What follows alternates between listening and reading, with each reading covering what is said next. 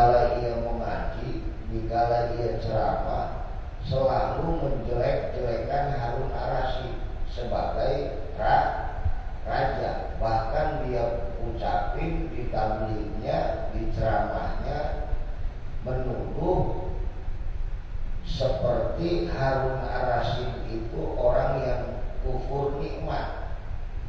Sudah banyak ilmu agama, santri Imam Maliki kenapa mau jadi raja?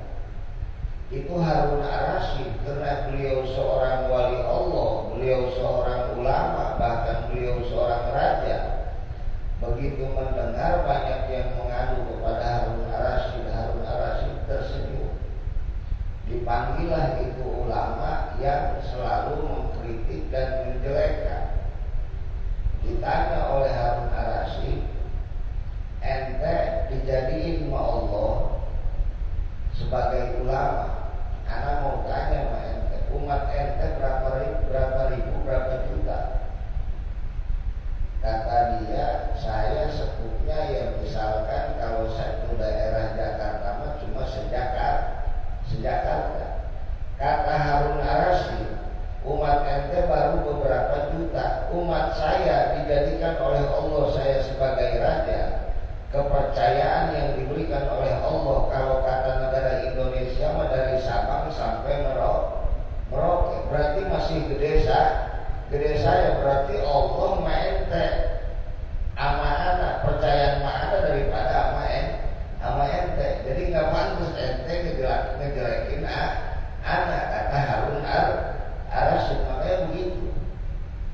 Kayak ada oknum ahli tabligh, ahli ceramah ngejelekin presiden misalkan.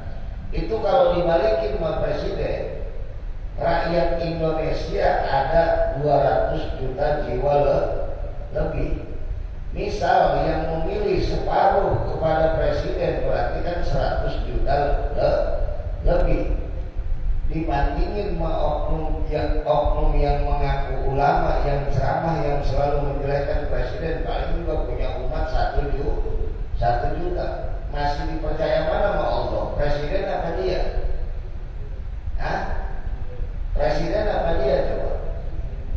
Makanya kalau dibalikin begitu, kagak boleh kita mencaci. Ya kalau mengkritik secara membangun itu boleh, tapi jangan menjelekkan. Makanya jangan membawa arus yang namanya jamaah. Cukup kita mah ngaji aja, ngaji. Makanya ini anak ngaji malam ini biasa ilmu fikih, supaya sedikit-sedikit di hati kita ditanamkan akhlak cara hidup, supaya mudah-mudahan selamat dunia dan akhirat. Jadi jangan sampai ke bawah arus. Apalagi katanya mengaku-ngaku di agama fanatik, sampai punya rencana ingin mendirikan khilafah atau menyalahkan yang namanya Pancasila. Itu mah udah bukan salah lagi, ke neraka. Katanya ke neraka. Sebab paham agama cuma ujung kuku, tapi ngomong-ngomong agama. Kita mesti paham, Indonesia ini bersatu jadi kesatuan dari Sabang sampai Merauke. Dimenangkannya peperangan dari Jepang dan Belanda. Ana mau tanya, pejuangnya emang 100% orang Islam? Pejuangnya 100% orang Islam bukan? Bukan. Apalagi ada dulu lagi sekolah di Cibubur tuh. Pas mau lulus. Dulu kan di Mitra masih ada bioskop kan? Ada bioskop. Pas mau lulus nonton Pahlawan tuh, pas lulusan inget aja. Kelas 6 ada yang namanya Robert Ortel itu kan notabene agama dia kan Nasrani. Pejuang bukan itu. Makanya mesti sadar ke situ. Robert Wortel, Monging Sidi, Patimura, banyak pejuang pejuang-pejuang non muslim, makanya mesti sadar.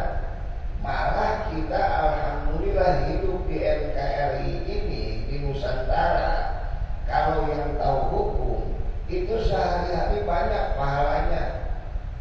Kenapa bisa banyak pahalanya?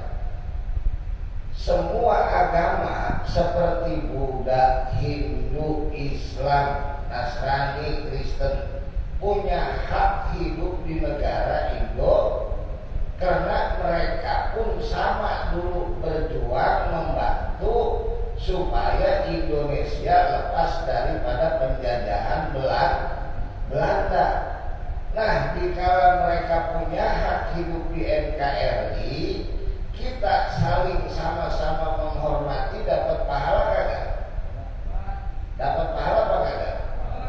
Makanya enak hidup di sini kalau tahu hukum.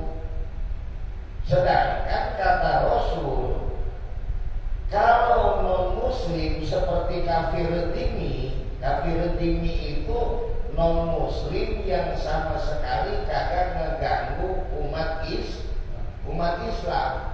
Itu kita rusak, barangnya dicolong,